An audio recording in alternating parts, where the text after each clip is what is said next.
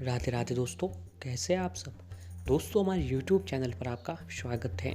हमारे इस चैनल को सब्सक्राइब कीजिएगा और हमारे वीडियो को लाइक, शेयर और कमेंट ज़रूर कीजिएगा। दोस्तों, हमारे हिंदू पंचांग के अनुसार ये जो अक्टूबर का महीना चल रहा है, ये काफ़ी खास और महत्व बताया गया है, क्योंकि दोस्तों अक्टूबर के महीने में अभी अधिक मास का जो महीना भी चल रहा है। अधिक मास का महीना दोस्तों वैसे तो शुभ और मांगलिक कार्यों के लिए अच्छा नहीं माना जाता है, लेकिन ये जो महीना है, यह महीना दोस्तों धर्म कर्म, भक्तिभाव, उपाय साधना और भगवान के प्रति प्रयोग और ये जो भगवान की पूजा के लिए ये जो महीना है, ये सबसे अच्छा महीना माना जाता है। और दोस्तों इसी महीने में 17 अक्टूबर से जो है नवरात्रि का प्रारंभ भी हो रहा है। दोस्तों, हर साल की तरह इस साल भी इसी महीने माता रानी अपने भक्तों से मिलने और उनका कल्याण करने जो है आ रही हैं। धर्म कर्म के लिहाज से ये महीना काफ़ी खास होता है। हर तरफ माता जी के पंडाल सजते हैं, मंदिरों में माँ की चौकी रखी जाती हैं। पूरे 9 दिन वातावरण में भक्ति और आस्था का जो समावेश है वो नज़र आता रहता है। हर और माता जी का जयकारे हम लोगों को सुनाई देते हैं।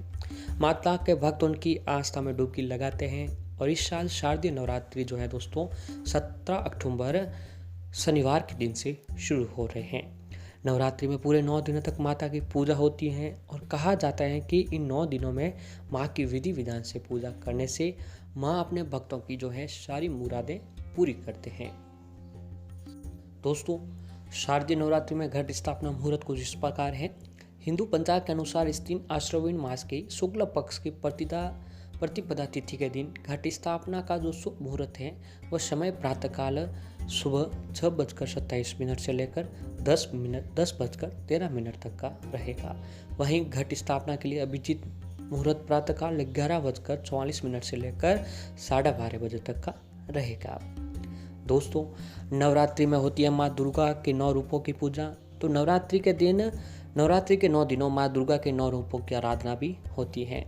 पहले दिन जो होती है माँ शैलीपुत्री, दूसरे दिन माँ ब्रह्मचारिणी, तीसरे दिन माँ चंद्रघंटा, चौथे दिन माँ कुष्मांडा, 5वें दिन माँ स्कंद माता, छठे दिन माँ कात्यायनी, 7वें दिन माँ कालरात्रि और 8वें दिन माँ महागौरी और 9वें दिन अंतिम दिन सिद्धात्री की पूजा की जाती है। दोस्तों, हमारे पूरे साल में कुल मिलाकर 4 बार नवरात्रि का पर्व आता है, चैत्र नवरात्रि और शारदीय नवरात्रि, और 2 आती है दोस्तों गुप्त नवरात्रि। व्रत रखने का भी अधिक महत्व और चैत्र और शारदीय नवरात्रि का होता है। चैत्र और शारदीय नवरात्रि में व्रत करने से माँ का आशीर्वाद मिलता है और सभी मनोकामनाएं जो हमारी वो पूरी होती हैं। धर्म ग्रंथ व पुराणों के अनुसार शारदीय नवरात्रि माता दुर्गा की आराधना का जो समय होता है वह सबसे श्रेष्ठ होता है। नवरात्र के इन पावन दिनों में हर दिन माँ के अलग अलग रूपों की पूजा होती है। जो अपने भक्तों की खुशी, शक्ति और ज्ञान प्रदान करती है। नवरात्रि के हर दिन देवी के विशिष्ट रूप को समर्पित होता है और हर देवी स्वरूप की कृपा से अलग अलग तरह के मनोरथ पूर्ण होते हैं। नवरात्रि का पर्व शक्ति की उपासना का पर्व माना गया है।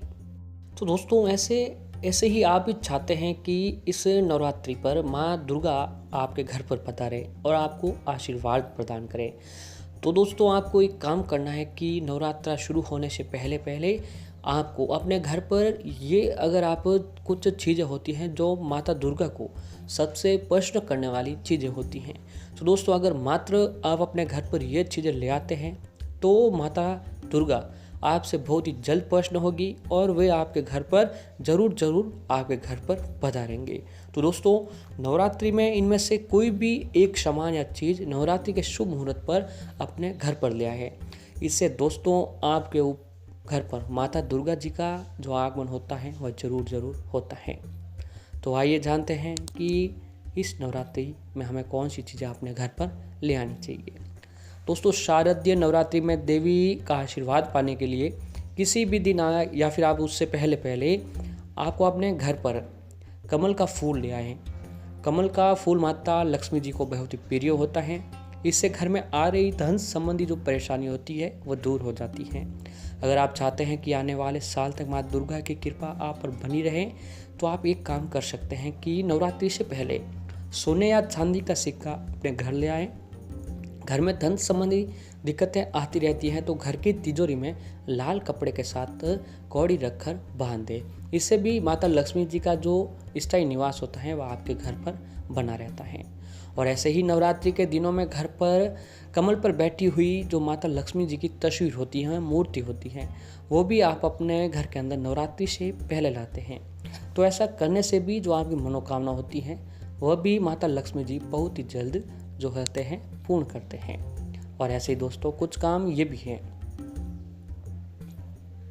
एक दोस्तों ये काम भी आप कर सकते हैं कि सबसे पहले तो आप नवरात्रि के दिनों में किसी केले के पौधे को अपने घर ले आएँ जिस पर दोस्तों फल नहीं होते हो। ऐसा केले का पौधा लाएं जिस पर केले का जो फल होता है वह नहीं लगे। फिर नवरात्रि के 9 दिनों तक उसकी जड़ को जल चढ़ाएं। इसके बाद गुरुवार को उसकी पूजा करें और थोड़ा सा कच्चा दूध भी चढ़ा दें। जी हाँ दोस्तों, बता दें कि आपकी संपत्ति में बेहद वृद्धि होगी। इसके अलावा नवरात्रि में शंख पुष्पी जो होता है उसकी जड़ को अपने घर ले आए और फिर इसे एक चांदी की डिब्बी में रखकर अपने घर की तिजोरी में रख ले। बता दें कि इससे माता रानी यानी माता लक्ष्मी जी की कृपा आपके ऊपर असीम कृपा बनी रहेगी और आपके घर में हमेशा जो है माता लक्ष्मी जी का स्थायी निवास बना रहेगा। इसके साथ दोस्तों अगर आप ये भी चाहते हैं, इसके साथ ही अगर आप चाहते हैं कि आसानी से मिलने वाला बरगद का एक पेड़, जी हाँ दोस्तों, बरगद के पेड़ का एक ताज़ा पत्ता भी अपने घर ले आए और उस पर हल्दी से स्वास्तिक बनाकर शुभ मुहूर्त पर अपने घर में स्थापित कर ले। दोस्तों ये काम आप नवरात्रि के पहले दिन भी कर सकते हैं। पत्ते पर स्वास्तिक बनाकर अपने घर पर स्थापित कर लीजिए। जी हाँ, ये भी आपको धन बढ़ाने में बहुत ही सहायक सिद्ध होगा, क्योंकि शुभ मुहूर्त में बेहड़ा की जड़ घर ले आए और जहाँ भी आप पैसे रखते हैं दोस्तों, बेहड़ा पेड़ जो होता है उसकी जड़ जो आपको अपने घर पर ले आनी है और उसकी पूजा आराधना करने के बाद नवरात्रि के पहले दिन आपको उस जड़ को अपने घर के मंदिर में रखकर पूजा आराधना करने के बाद आप जहाँ पर पैसे रखते हैं वहाँ तिजोरी में आपको उस जड़ को रख देना है, वहाँ उसे स्थापित कर दें। इससे आपको कभी धन की हानि नहीं होगी। इसके साथ ही शिवलिंग पर चढ़ाई जाने वाली दोस्तों धतूरे की जो जड़ होती हैं उसको भी अगर आप अपने घर पर स्थापित करके महाकाल का पूजन करें या फिर क्रीम बीज का जाप करें तो बता दें कि इससे भी आपके धन में जो है खूब वृद्धि भी बनी रहती है। वहीं दोस्तों तंत्र शास्त्र के अनुसार सफ़ेद प्लास का उपयोग यंत्र बनाने में किया जाता है। यही वजह है कि सफ़ेद प्लास को नवरात्रि में पूजन के बाद अपने घर में स्थापित करने से धन की हानि नहीं होती है। इसके अलावा हर श्रृंगार के मांदे को एक लाल कपड़े में बांधें और उसे अपने तिजोरी में रख दें। जी हाँ, इससे आपकी तिजोरी पर माँ लक्ष्मी जी की कृपा असीम बनी रहेगी और आपके घर में माता लक्ष्मी जी का जो है आशीर्वाद बना रहेगा। और ऐसे ही दोस्तों सफ़ेद अपराजिता का फूल गरीबी दूर करने में बहुत ही मददगार सहायक होता है। दरअसल ऐसा कहा जाता है कि नीले और सफ़ेद रंग का संबंध जो होता है वह ऐश्वर्य से होता है और यही वजह है कि ये फूल आपके ऐश्वर्य यानी धन में वृद्धि करता है। गौरतलब है कि दूधी की जड़ को इस नवरात्रि सही मुहूर्त पर अपने घर ले आए और फिर पूजन करने के बाद इसे तावीज़ में डालकर अपने गले में पहन ले। जी हाँ, इससे न केवल आपके दुखों में कमी होगी बल्कि सुख संपत्ति में भी आपके घर में वृद्धि होती है। तो दोस्तों ये चीज़ें यकीनन आपके भाग्य को चमका सकती हैं, इसलिए बिना देरी किए है दोस्तों आज ही इन्हीं घर पर ले आइए और माता रानी के आशीर्वाद के साथ आप नवजीवन की जो है शुरुआत करें। जी हाँ दोस्तों, अगर ये चीज़ें आप अपन नवरात्रि से पहले अपने घर पर ले आते हैं तो माँ दुर्गा माँ लक्ष्मी जी की कृपा जो है आपके ऊपर विशेष रूप से बनी रहेगी। और ऐसे ही नवरात्रि में आपको दोस्तों माँ सरस्वती का प्रिय मोर पंख होता है, तो मोर पंख को घर में लाकर मंदिर में रखने से कई फायदे होते हैं और मोर पंख विद्यार्थियों के कमरे में रखने से उन्हें भी विद्या की जो है प्राप्ति होती रहती है। और 16 श्रृंगार का सामान नवरात्रि के दौरान घर लाना चाहिए।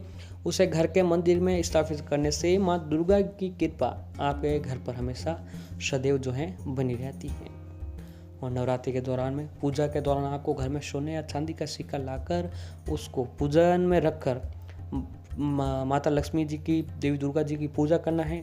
फिर सिक्के पर माता लक्ष्मी और भगवान गणेश की चित्र बना हुआ हो तो वह और भी शुभ होता है, और इसे आप अपने जो है पूजा के बाद घर की तिजोरी में रख देना है। इससे भी दोस्तों आपके घर में जो है धन का आगमन जो है वो बना रहता है।